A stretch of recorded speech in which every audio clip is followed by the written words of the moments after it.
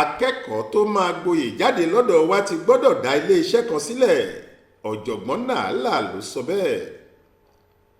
Lójúnà àti mú àdínkù bá ìṣòro àìríṣẹ́ṣe táwọn akẹ́kọ̀ọ́ gboyè máa ń kojú rẹ̀ lẹ́yìn ẹ̀kọ́ wọn, àwọn aláṣẹ yunifásítì Àbújá ti ní láti àsìkò yìí lọ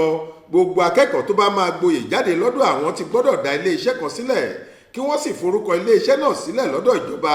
bíi ti wù kó mọ káwọn tó lè fàṣẹ sí i pé kí wọ́n gboyè jáde ní fásitì ọ̀hún.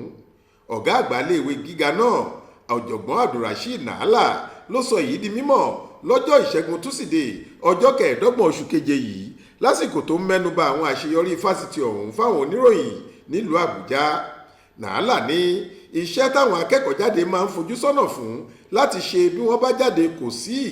Ohun tó sì dáa ni káwọn iléèwé gíga máa kọ́ àwọn akẹ́kọ̀ọ́ wọn ní ẹ̀kọ́, ọgbọ́n àti ìlànà dídá iṣẹ́ sílẹ̀,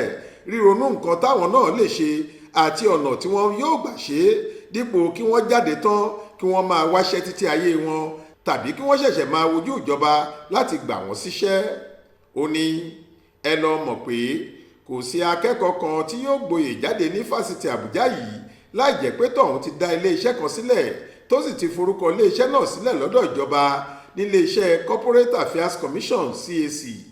Ó ti di òfin ní yunifásitì yìí, ẹ ò lè gboyè jáde tẹ́ ẹ̀ bá ní iléeṣẹ́ tó lóko lọ́dọ̀ ìjọba. Kì í dẹ̀ ṣe pé ẹ máa forúkọ sílẹ̀ lásán ó gbọ́dọ̀ jẹ́ iléeṣẹ́ tó ń ṣe dáadáa torí ìforúkọsílẹ̀ àti ìdarí iléeṣẹ́ náà ti gbọ́dọ̀ bẹ̀rẹ̀ ó kéré tán ọdún kan tàbí méjì kẹ́ tó gboyè jáde.